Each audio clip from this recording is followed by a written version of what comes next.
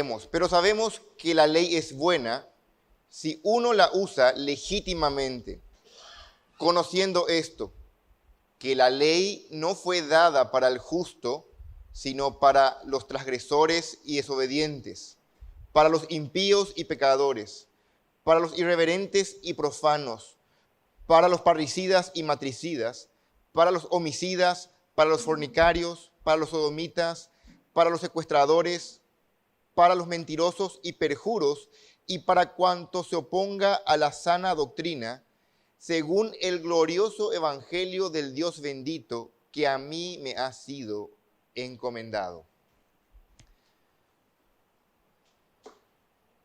¿Cómo es, hermanos, que crece la iglesia? Quiero que piensen brevemente. ¿Cómo es que crece la iglesia? Según las Escrituras, no según nosotros. Según las Escrituras, respondiendo en un renglón, la iglesia crece siguiendo la verdad en amor. Esa es la forma correcta con que la iglesia va creciendo, siguiendo la verdad, pero en amor, según Efesios capítulo 4. Ahora, exponer con claridad, domingo a domingo, la Biblia, es que provee dicho crecimiento. La falsa doctrina obstaculiza ese crecimiento, obstaculiza que la iglesia se fortalezca.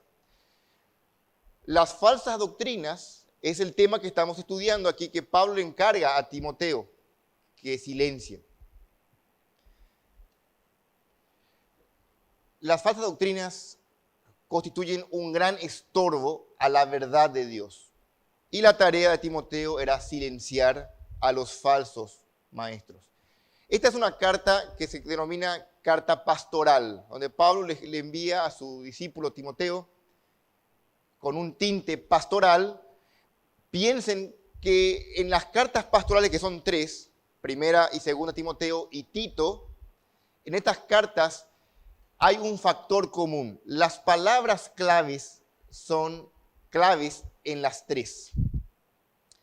Y es muy llamativo que son la palabra doctrina y la palabra piedad. Eso es muy revelador porque estas palabras, la palabra doctrina, por ejemplo, se repite en las 3 epístolas 22 veces. Y la palabra piedad aparece 14 veces, de las cuales, de las 14 veces, 10 veces se mencionan en esta epístola, en primera de Timoteo. Por lo que doctrina y piedad se constituyen en la palabra clave y nos deben hacer pensar qué relación hay entre lo que creemos y lo que vivimos, entre la doctrina sana y la piedad, la santidad.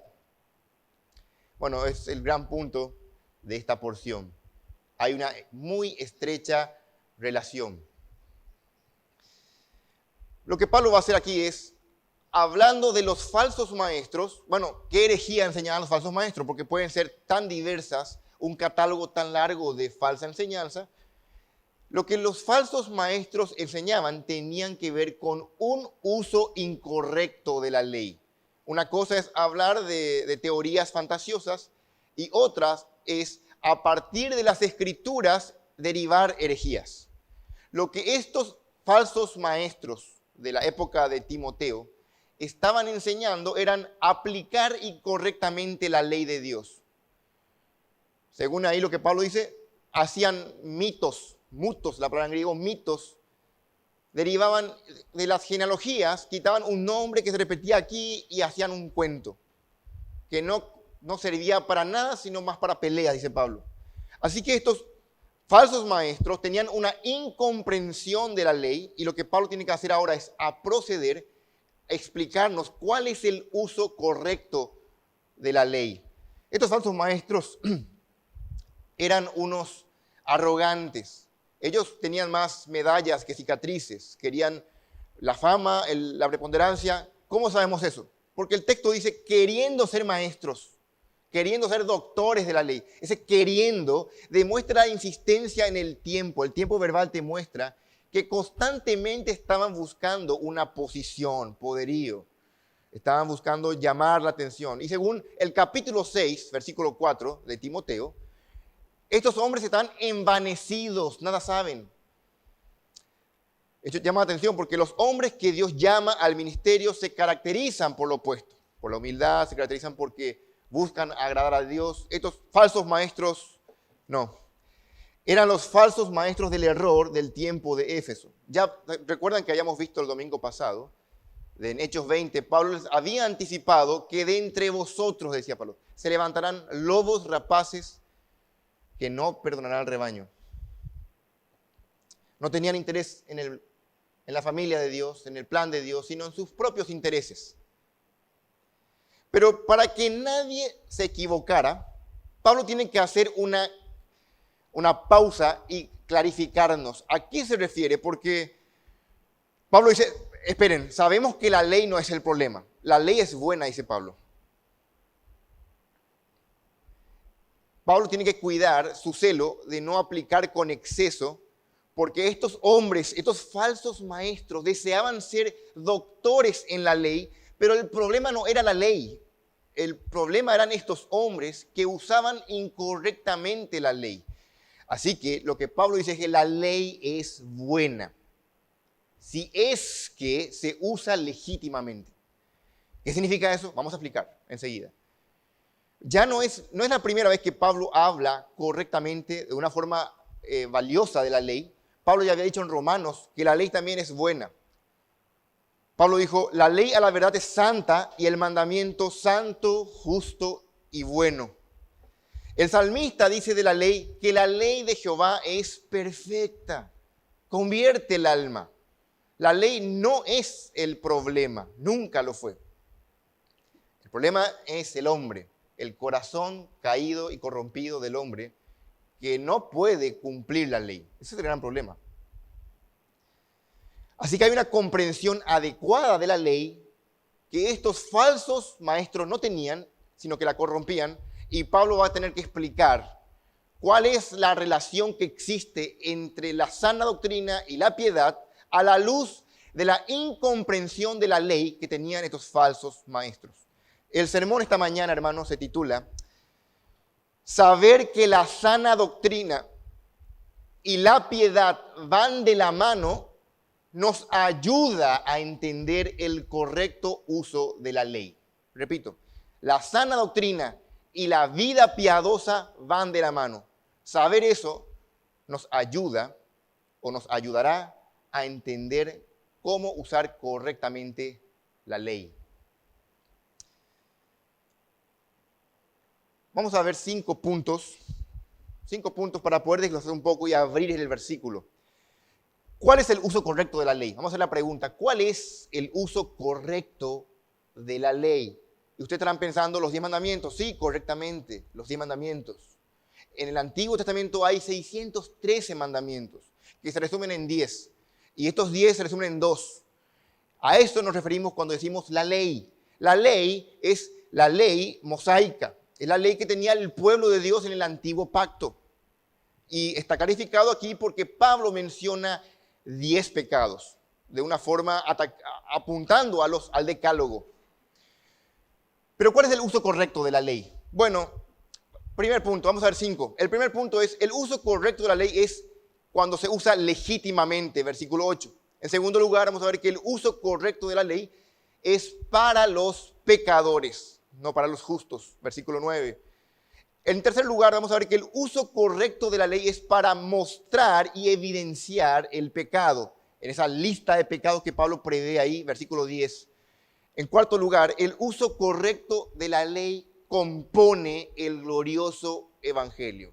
El evangelio contiene a la ley. Y en último lugar, vamos a responder la pregunta, ¿cómo es que a nosotros como cristianos nos aplica eso? El uso correcto de la ley para el hombre justificado. Porque vean, aquí Pablo dice que la ley no es para el justo. ¿Cómo entonces aplica para un hombre justificado la ley? Vamos a responder estas 5 preguntas, vamos a mostrar cuál es el uso correcto de la ley. Y mi hermano querido, no te olvides que estamos viendo que la sana doctrina está en una estrecha relación, va de la mano con una vida obediente, una vida piadosa. Y esto, hermanos, es muy difícil, muy incómodo incluso, tan solamente pensar, porque podemos ser una iglesia que decimos tener sana doctrina y no es suficiente tener sana doctrina. Primer punto, entonces, hermano, saber que la sana doctrina y la piedad van de la mano nos ayuda a entender el uso correcto de la ley. ¿Cuál es el uso correcto de la ley? Primer punto, el uso correcto de la ley es cuando se utiliza legítimamente. Versículo 8. Pero sabemos que la ley es buena si uno la usa legítimamente. ¿Qué es eso? ¿Qué es usar la ley legítimamente? Es usar la ley a la manera en que Dios quiere que se use la ley, dicho de una forma simple. Sin agregar ni modificar nada de su contenido. Cuando Cristo vino a la tierra, Cristo hizo una correcta interpretación y aplicación de la ley, llevándola a su grado más alto. ¿Se acuerdan? Oíste que fue dicho, pero yo os digo. Cristo hace un correcto uso de la ley aplicando al corazón del hombre. Pero hay que entender aquí en el contexto, vamos a aplicar enseguida, que la ley no es para el justo. La ley es para el injusto, es para el pecador, el que quebranta la ley. Para los transgresores, los desobedientes, los profanos, etc. Este principio es muy importante porque los gobiernos en la actualidad promulgan leyes justamente no para la gente justa, sino para los malvados. Es para regular la maldad. Después de la caída en el huerto del Edén, este mundo se encuentra poblado por descendientes impíos de Adán. Todos los descendientes de Adán, yo también, todos nosotros, somos descendientes de Adán caídos en pecado, corrompidos con una naturaleza pecaminosa. Así que la ley y sus mandatos, sus advertencias, me obligan y son para mí. Uno de los propósitos de la ley es regular o servir como freno a esa maldad imperiosa que fluye de un corazón caído. Ustedes leyendo Génesis 6 van a recordar que la maldad de los hombres era mucha en la tierra. De continuo solamente el mal. Un corazón pecador, apartado de Dios, peca, peca, peca, peca. Así que lo que hace la ley de Dios es frenar esa pecaminosidad. En Gálatas, toma nota, no hace falta que abras, en Gálatas 3:19 dice que la ley fue añadida a causa de, eso es muy revelador, a causa de las transgresiones. Si no hubiese pecado, no hubiese ley. Si Adán y Eva no pecaban, hermanos, no habría necesidad alguna de la ley de Dios. Pero el hecho es que sí pecaron y a causa de las transgresiones fue añadida la ley. Ahora, en esa misma carta de Gálatas, Pablo revela el uso correcto de la ley enseñándonos cómo es que la ley funcionó para el pueblo de Dios. Bueno, la ley funcionó como un ayo. Dice en Gálatas 3, 24, 25, de manera que la ley ha sido nuestro ayo para llevarnos a Cristo, a fin de que fuésemos justificados por la fe. Pero venida la fe, ya no estamos bajo ayo. ¿Qué es eso? ¿Qué es un ayo?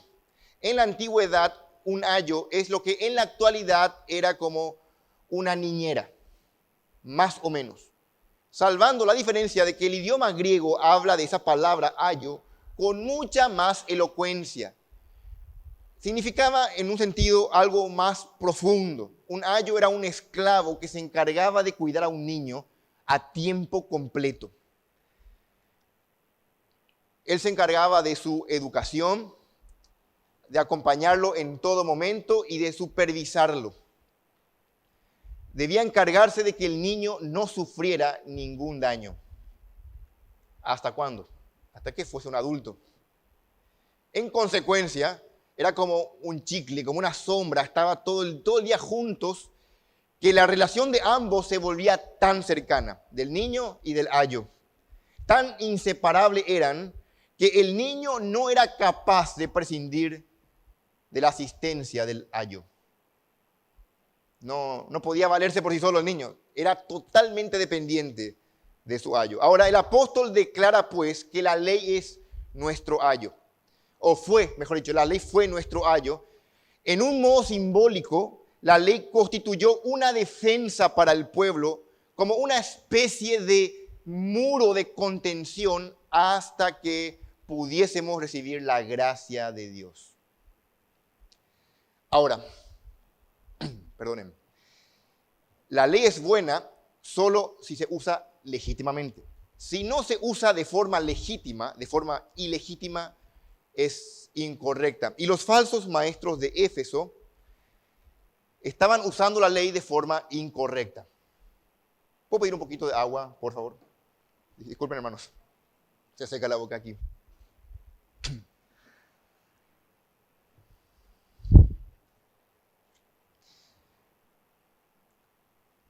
Quiero que piensen, usar la ley de forma ilegítima es hacer lo opuesto al propósito de la ley. Gracias.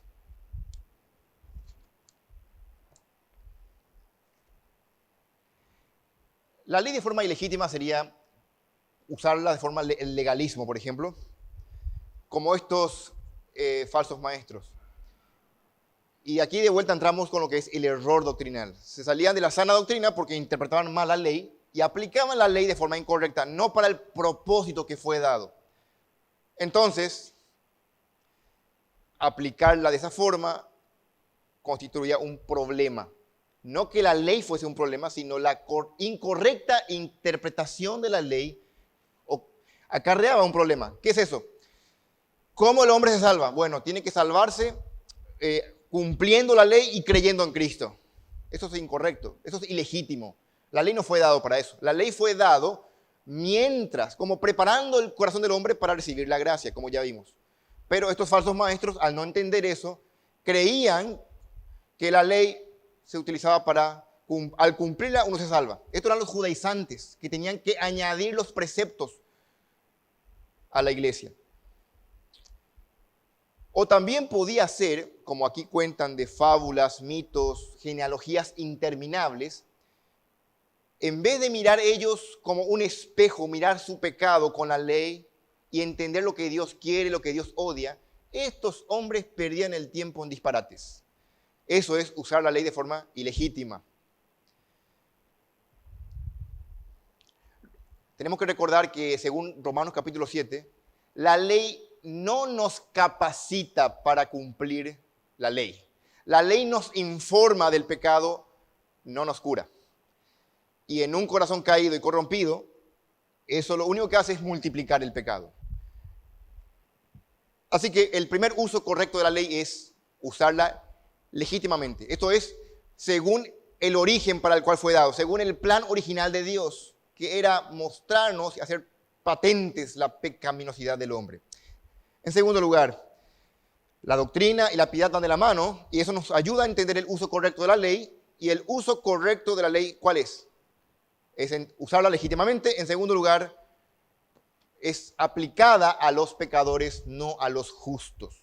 Versículo 9. Conociendo esto, dice Pablo, que la ley no fue dada para el justo, sino para los transgresores, etc. Pablo dice, y piensen, como Pablo está hablando aquí, que la ley no fue dada para el justo, sino para los transgresores.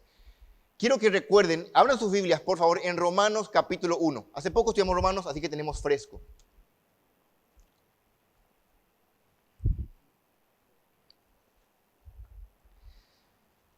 Recuerden que Romanos enseña que no hay justo ni aun uno. No hay ningún justo. Así que la ley no fue dada para el justo, pero no hay ningún justo. Pero Romanos, en el capítulo 1, dice que, capítulo 1, versículo 17, el justo por la fe vivirá. ¿Cómo? ¿Cómo es eso si no hay ningún justo? Aquí Pablo está añadiendo teología a esta porción. Abrí tu Biblia en Gálatas 3:11. Vamos a ir mirando más. Gálatas 3:11.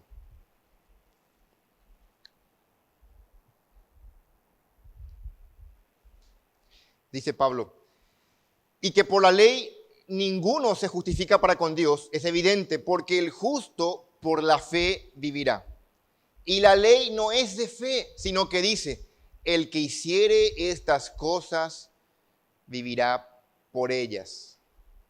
Nota aquí la palabra que estoy remarcando es justifica, el justo, porque el punto que estamos viendo es que la ley no es para el justo. La ley no es para una persona justa, sino para un transgresor. Esto está claro en toda la Escritura. En el versículo 7 de nuestra porción de Timoteo dice, estos hombres, queriendo ser doctores de la ley, sin entender ni lo que hablan ni lo que afirman.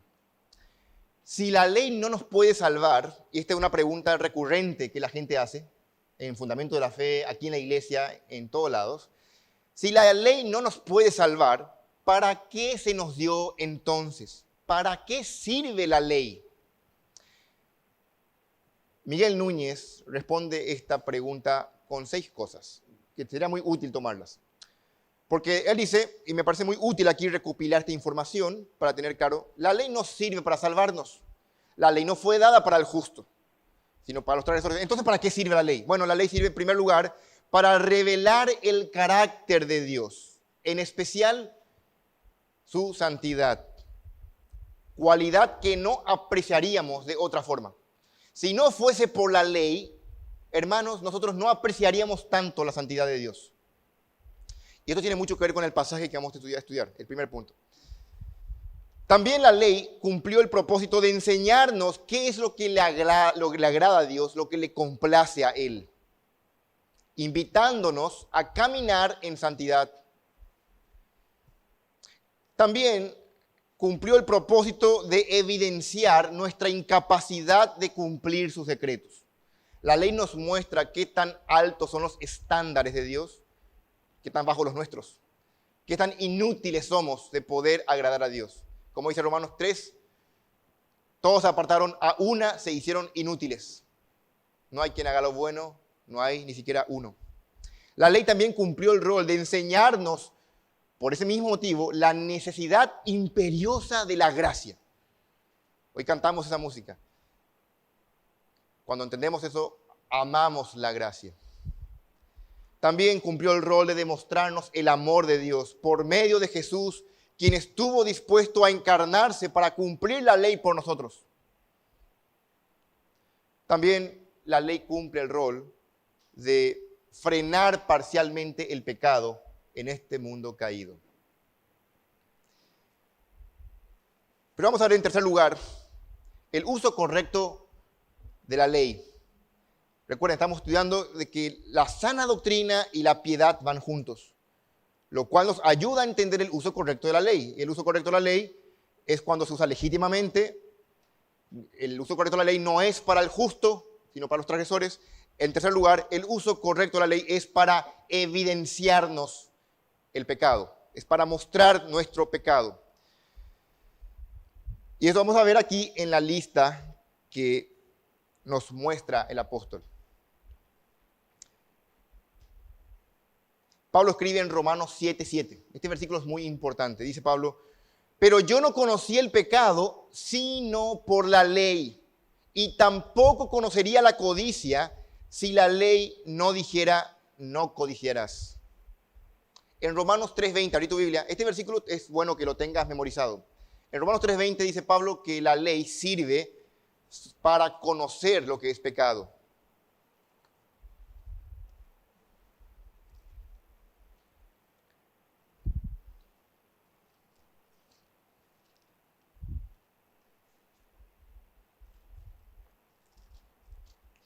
Dice 3:20, ya que por las obras de la ley ningún ser humano será justificado delante de él. ¿Por qué? Porque por medio de la ley es el conocimiento del pecado. La ley sirve para que conozcamos qué es el pecado. Como decía alguien, la ley es como una radiografía. Te muestra en qué punto está roto el hueso. No te cura. Te muestra más dónde se fracturó el hueso. En qué punto está roto tu hueso. La ley te muestra en qué punto quebrantaste el mandamiento de Dios. En qué punto pecaste. En qué punto en especial estás en falta. Entonces, Pensando así, la ley sirve como un espejo. En ese espejo vemos nuestros malos pensamientos, nuestras acciones pecaminosas, lo corrompido de nuestro corazón y lo malo que está en nuestra vida. La ley nos revela nuestra verdadera naturaleza. Te muestra qué tan bien o qué tan mal estás. Entonces Pablo, partiendo del decálogo, lo que va a hacer ahora, usando los 10 mandamientos, va a relacionar contra Dios y contra los hombres los pecados que están cometiendo. Los 3 primeros son pecados de la primera parte de los 10 mandamientos, que tienen que ver con Dios, nuestra relación con Dios. El resto tiene que ver con nuestra relación unos con otros. Tiene que ver con nuestra rectitud, el resto. Es muy importante ver que los pecados que Pablo va a enlistar, y vamos a ver ahora, es un elemento negativo y un efecto que produce. Pablo cita un pecado y luego cita un pecado agravado. Llamativo esto. Por ejemplo, dice, la ley no fue dada para el justo, sino para los transgresores y desobedientes. Anomía, es transgresores. Describe a los que no tienen compromiso con ninguna ley o norma. La no ley lleva a una persona a la consecuencia de ser un desobediente. También fue dado para los impíos y pecadores. Aquí los impíos son los que no tienen respeto por nada de lo sagrado. Son pecadores que viven sin respetar la ley y por ende, porque los no tienen respeto por nada de lo sagrado, se constituyen en pecadores de la ley de Dios. Los impíos y la consecuencia, pecadores. Para los irreverentes y profanos. Irreverentes, es decir, indiferentes a lo bueno. No le importa lo bueno, son indiferentes. Y esa indiferencia los lleva a ser profanos. Eso significa a pisotear lo sagrado.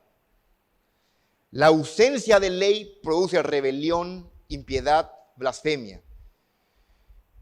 Se hizo la ley precisamente para las personas desobedientes, impuras e irreverentes. Si una persona le prestara atención a estos 3 pecados, buscaría salvación. La idea es quebrantar al hombre a tal punto de humillarlo y llevarlo a la misericordia de Dios, a buscar misericordia. El resto de los pecados en la lista que Pablo nos provee viene de la segunda tabla de la ley, que tienen que ver de los mandamientos 5 al 10.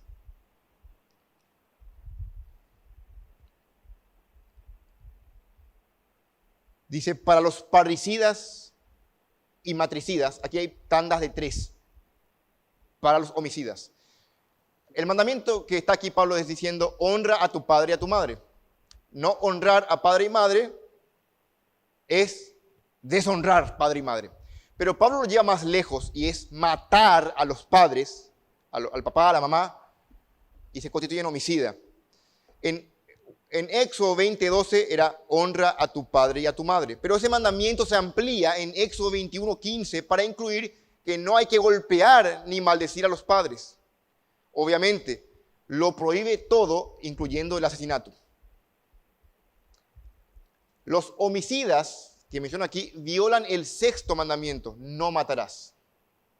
Luego dice, para los fornicarios, para los sodomitas, un pecado de pureza sexual lo lleva al extremo, que sería la homosexualidad. Hoy en día estamos en días peligrosos. Mencionar la homosexualidad como pecado ya es peligroso. Estamos dentro de muy poco tiempo, no va a ser extraño que va a ser un delito, va a ser considerado como discurso de odio. Hablar de lo que la Biblia enseña hace mucho tiempo, de que es un pecado ante Dios.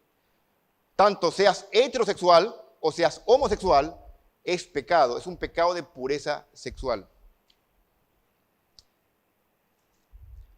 Para los secuestradores, para los mentirosos y perjuros. Ese es el 8º mandamiento que prohíbe el robo. ¿Por qué? Los secuestradores, bueno, en la antigüedad era la época en que se robaban niños y se los vendía como esclavos, los secuestradores. En el Antiguo Testamento el secuestro era un pecado capital, se pagaba con la muerte. El 9º mandamiento, no hablarás contra tu prójimo falso testimonio, es contra los mentirosos y perjuros. Entonces, como finalizar de esta lista que Pablo da, por si él omitía algún pecado, Pablo dice, para cuanto se oponga, noten esto, él no dice para cuanto se oponga a la ley, sino para cuanto se oponga a la sana doctrina. De ahí viene la palabra higiene, de esta palabra griega que es ugianio, es higiene, la sana doctrina. Se refiere a lo que es sano, saludable. La sana enseñanza de Pablo produce vida espiritual, crecimiento y salud. Recuerden que según Romanos 3:20, ningún ser humano va a ser justificado, declarado justo por la ley, porque por medio de la ley es el conocimiento del pecado. La ley no capacita al hombre para cumplir las demandas de Dios. Lo que la ley hace es solamente informar las demandas de Dios. Lo que capacita al hombre para cumplir las demandas de Dios, ¿qué es? Es el Evangelio. El Evangelio es poder de Dios para salvación. Esto nos lleva al siguiente punto. El uso correcto de la ley compone el Evangelio de la gloria de Dios. Versículo 11.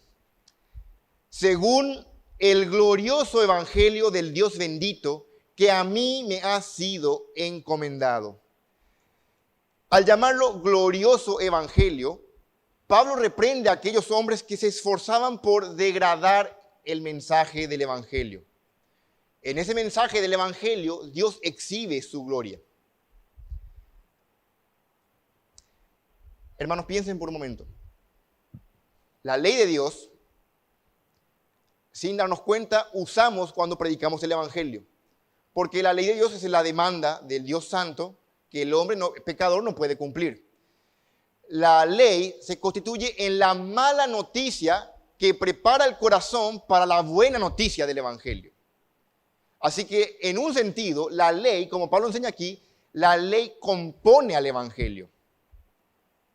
Y eso es un uso correcto de la ley. De hecho, Ray Comfort, un evangelista, muestra, y hay muchos hombres de Dios, cómo usar correctamente los 10 mandamientos para predicar el Evangelio. Porque eso hace evidente que todo hombre queda callado ante la santidad de Dios, sin recursos, sin excusas. La sana doctrina exige que el hombre guarde la ley. Tener sana doctrina exige que yo y que vos guardemos la ley.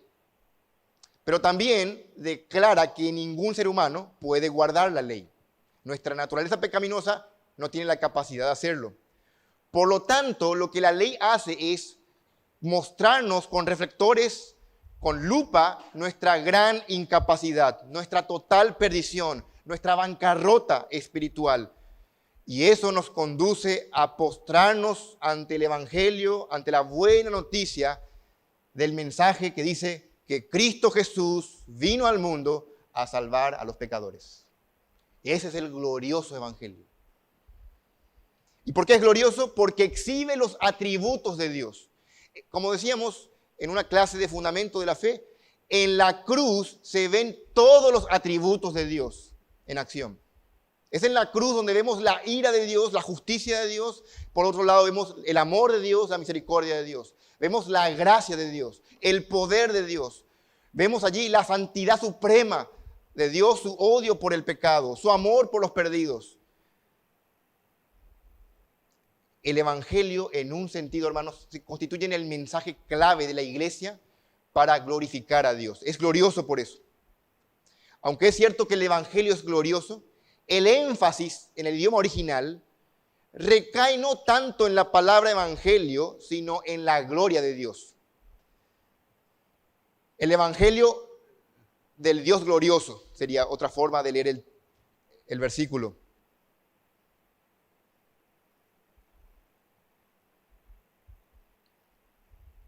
En Romanos 3:31 vemos este versículo. Luego, por la fe, invalidamos la ley en ninguna manera, sino que confirmamos la ley. Aquí vemos que la fe y la ley no son enemigos, no son incompatibles. No es que el evangelio es un mensaje enemigo de la ley. Lo que dice aquí Pablo en Romanos 3 es que la ley o la fe no invalida la ley. El evangelio no invalida la ley, sino que se complementan, se sirven mutuamente. El uso correcto de la ley compone al mensaje del evangelio que Pablo predicaba. También es importante notar que la vara de medir de Pablo para establecer la sana doctrina, de lo que no es sana doctrina, ¿qué es? No es ahí hablar del milenio, no es, bueno, ellos no creen en el rapto, no es, lo que Pablo pone como vara para medir lo que es sana doctrina o no sana doctrina es el evangelio. El evangelio glorioso. Por cierto, para que estemos conscientes, hermanos, no todos los creyentes estamos de acuerdo en todos los puntos de doctrina. El hecho de que estemos en desacuerdo con otra iglesia en algunos puntos no significa que no son hermanos, somos hermanos. Pero en lo fundamental, en el evangelio, si no estamos de acuerdo, no somos hermanos. Y lo que aquí Pablo pone de relieve es que lo que es fundamental es el evangelio. En esto no hay negociación. Es por la gracia de Dios, por la obra de Jesucristo en la cruz, no por los méritos humanos, no por cumplir la ley, porque no podemos cumplir la ley. Pablo bendice a Dios por la grandeza de su plan redentor, del Dios bendito. Este es un atributo que no se habla mucho, del Dios bienaventurado, que Dios es feliz. El hecho de que Dios sea feliz no se habla mucho o se desconoce bastante. Pero es que es notable relacionar el plan del evangelio, el plan de salvación de Dios, el evangelio eterno, con el hecho de que Dios es un Dios feliz. No un Dios amargado, sino que Él se goza en salvar a pecadores. Pablo tiene una inmensa gratitud y un testimonio personal de vida que es el tema del siguiente capítulo, que él era perseguidor de la iglesia. Vamos a ver después en los siguientes sermones cómo esa inmensa gratitud a este Dios bendito, como Pablo lo expone más adelante. Vamos a ver en último lugar, el último punto del sermón, cuál es el uso correcto de la ley. Estamos viendo saber la sana doctrina y la piedad van de la mano, nos ayuda a entender el uso correcto de la ley. La sana doctrina y la piedad van juntas. Y cuando así lo entendemos el uso correcto de la ley. ¿Y cuál es el uso correcto de la ley para un justo o un hombre justificado? Vean, vimos que la ley no se aplica a un justo, sino solamente a un pecador. ¿Qué tiene que ver con nosotros entonces? A ver, estamos ya declarados justos por Dios en esta mañana aquí. ¿Cómo se aplica a nuestras vidas la ley? ¿Hay algún justo? No. Según Pablo, incluye a todos. Por cuanto todos pecaron, todos están destituidos de la gloria de Dios. Pero ahí no termina. Porque Pablo continúa y dice más adelante, y son justificados gratuitamente por su gracia mediante la redención que es en Cristo Jesús. Eso dice en Romanos 3, 23 y 24. En Romanos 3, 28 dice, concluimos pues que el hombre es justificado por la fe sin las obras de la ley. El hombre es declarado justo por fe, sin obras. En 2 Corintios 5, 21, algo similar dice, al que no conoció pecado, por nosotros lo hizo pecado, para que nosotros fuésemos hechos justicia de Dios en él. Hemos sido hechos justos en él. Completamente, quiero que se concentren, estamos en la parte final y esta es la parte teológica. Completamente y aparte de la ley, hemos sido hechos justos. No éramos ni siquiera inocentes, éramos pecadores culpables. No se nos declaró inocentes, se nos declaró justos, cumplidores de la ley por lo que Cristo hizo. Todo lo que Cristo hizo. Cristo cumplió la ley a cabalidad, de forma perfecta. Y esa obediencia perfecta de Cristo se me acredita a mí y a vos por la fe. Así que nosotros, la vida santa y perfecta de Cristo es la nuestra. En Cristo hemos guardado la ley a la perfección. Cristo pagó el precio completo de nuestros pecados. Pablo se dirige a los creyentes como santos, como un pueblo santo. Entonces, escuchen esto, desde este punto de vista, la ley no es para nosotros. ¿Por qué? Porque nosotros no somos pecadores, somos santos, somos justos, porque la justicia perfecta de Cristo se acreditó a nuestra cuenta. No hay necesidad de la ley, pensándolo así, ¿verdad? Entonces, una pregunta. ¿Tenemos como iglesia olvidarnos de la predicación de la ley? ¿Tenemos que agarrar y arrancar el Antiguo Testamento y tirar? No, no podemos. Porque la ley se hizo para los transgresores, desobedientes, para los impíos, para los pecadores. El salmista dice que todos se desviaron, a una se han corrompido, no hay quien haga lo bueno. Y en eso todos estamos incluidos los cristianos. Pero acabamos de ver nosotros que los cristianos ya tienen la justicia de Cristo. Sí, es cierto. Los cristianos tenemos la justicia de Cristo, pero también tenemos al viejo hombre. Tenemos al viejo Adán en nosotros. Y aquí está el uso correcto de la ley para nosotros, hermanos. Y esta es, el uso correcto de la ley es en nuestra santificación. Ese es el uso correcto. La ley no se hizo para el cristiano porque es justo, porque es un nuevo hombre en Cristo. La ley aplica al cristiano porque él todavía es carne. Está en este cuerpo caído y todavía tiene al viejo hombre residente en él. Pablo reconoció esta contradicción en Romanos capítulo 7. Abrir Romanos capítulo 7, versículo 15. Con esto en mente vamos a tener más luz para leer este pasaje. Romanos capítulo 7. Yo voy a leer el versículo 15 y voy a saltear algunos versículos para ir entendiendo. Dice Pablo, atienda muy bien. Lo que hago no lo entiendo, pues no hago lo que quiero, sino lo que detesto, eso hago. Y yo sé que, creo que el 18 dice, y yo sé que en mí, esto es, en mi carne no habita el bien. Porque el querer el bien está en mí, pero no el hacerlo. Pues según el hombre interior, 22, según el hombre interior me deleito en la ley de Dios. Pero veo otra ley en mis miembros que se revela contra la ley de mi mente y que me lleva cautivo a la ley del pecado que está en mi cuerpo o en mis miembros. Vean, hermanos, atiendan esto. El cristiano es un santo posicional, porque está en Cristo. Es perfecto y puede entrar al cielo. Sin ningún pecado, porque Cristo lo recubre. Cristo lo cubre y Dios no lo ve. De Cristo estamos revestidos. Estamos en Cristo posicionalmente perfectos, justos. Pero en la práctica somos pecadores. En el día a día pecamos. Y es ese pecado del día a día que Pablo menciona aquí. El cristiano es libre de la ley con sus amenazas y con la condenación. Pero al mismo tiempo el cristiano se deleita en la ley de Dios. El cristiano quiere vivir acorde a ella. Sin embargo, porque somos pecadores, no podemos del todo, ¿verdad? Necesitamos el amparo y el recurso de Dios. ¿Por qué como cristianos? ¿Por qué necesitamos la ley, hermanos? Como cristianos ya.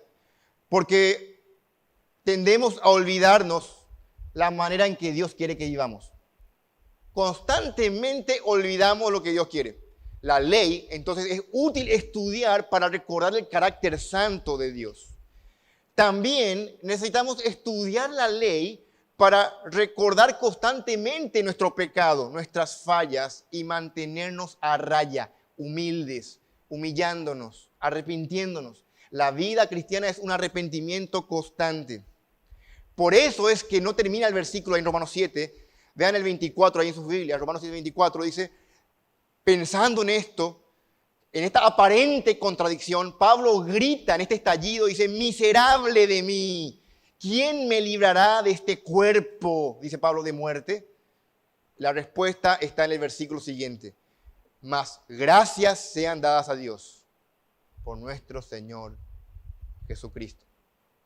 Gracias a Dios que el recurso no tengo que buscar en mí, sino que el recurso está fuera de mí, en la provisión de Dios. La cantidad de veces que tropecemos, hermanos, esto me alienta, esto me da de vuelta un respiro. Cantidad de veces que peco, cantidad de veces que me arrepiento, el Señor me levanta. El Señor nos levanta por medio de su Espíritu, nos edifica, nos consuela. Y eso lo hace, escuchen esto, una y otra vez con la predicación del glorioso Evangelio. Un teólogo del pasado observó 3 lecciones importantes que la ley nos deja a nosotros. Son 3 palabras. Él dice, debiéramos, no hemos, no podemos. Debiéramos vivir así, no hemos vivido así, no podemos vivir así. Si no fuera por la gracia que nos capacita, no estaríamos aquí. Pablo decía, por la gracia de Dios soy lo que soy. Hermanos, nadie en este salón está aquí porque es un genio. Todos somos pecadores arrepentidos, humillados por la gracia de Dios, que hemos confiado en Dios. Por eso es que la ley hace su obra en un pecador, rompe un pecado, un corazón orgulloso, lo humilla y lo pone de rodillas para que pueda clamar a Dios, Señor, sálvame por tu gracia. Como el publicano golpeándose el pecho, sé propicio a mi pecador. En conclusión, hemos visto 5 usos correctos de la ley. Legítimamente, para pecadores, para evidenciar el pecado, la ley compone el evangelio y la ley santifica al creyente. 5 usos correctos de la ley que evidencian a esto cuando entendemos que la sana doctrina y la piedad van de la mano. Ahora bien, la sana doctrina expone y confronta el pecado, no solo la falsa doctrina. Dice MacArthur, hay una relación directa e inseparable entre la sana doctrina y la vida piadosa. Algo que las Escrituras enseñan sistemáticamente. Les leo 3 versículos. Hermanos, de esta parte, esto que estoy haciendo ahora es solamente porque estamos predicando de forma expositiva. Este versículo no da gusto predicar. ¿A quién le gusta predicar un versículo que te atormenta? Uno que te atormenta, que te agarra el corazón y te exprime, como este versículo. Normalmente van a escuchar versículos de pasajes conocidos, pero una ventaja de predicar expositivamente, consecutivamente la Biblia, es llegar a pasajes como estos, que nos humillan, que nos confrontan, que nos golpean fuerte y estudiarlos. Y es que parece ser, hermanos, que nuestra tendencia pecaminosa se conforma con tener conocimiento correcto. Ya está, ya conozco la sana doctrina y me relajo, parece. No basta con tener sana doctrina, sino con una vida de piedad. Vean lo que Pablo dice a Timoteo en 1 Timoteo 4:16. Ten cuidado de ti mismo y de la doctrina. 2 cosas, de ti mismo y de la doctrina. Persiste en ello, pues haciendo esto te salvarás a ti mismo y a los que te oyeren. Capítulo 6, versículo 1, 1 Timoteo.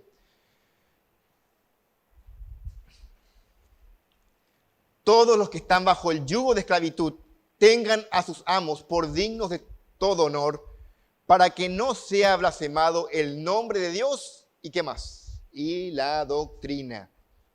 La doctrina puede ser blasfemada por culpa de una vida impía. Tito 2, 9 al 10. Exhorta a los siervos que se sujeten a sus amos, que agraden en todo, que no sean respondones, no defraudando, sino mostrándose fieles en todo, para que en todo adornen la doctrina de Dios nuestro Salvador. En todo adornen. Nuestra vida, hermanos, o mancha la doctrina o adorna la doctrina. Lo inverso también es cierto. Donde hay falsa creencia, habrá conducta pecaminosa. Tito 1:16. Este versículo es muy conocido. Repito, donde hay falsa doctrina, obviamente va a haber conducta pecaminosa. Como estos falsos maestros profesan conocer a Dios, pero con los hechos lo niegan. siendo abominables y rebeldes, reprobados en cuanto a toda buena obra. Muy fuerte, ¿verdad? La buena doctrina es la base de la vida piadosa. Pablo no dice, a ver, ¿en qué momento de la carta de Romanos Pablo dice, os ruego, hermanos, que presentéis vuestros cuerpos en sacrificio vivo, santo, agradable a Dios? ¿En qué momento? En el capítulo 12. 11 capítulos de doctrina sana son la base de una vida piadosa. Así es siempre. En Efesios, 3 capítulos de pura doctrina constituyen la base para el llamado de Pablo a la iglesia, de una vida piadosa. Una vida piadosa se fundamenta en doctrina sana. Pero la doctrina sana no es, sola por sí misma no sirve de mucho.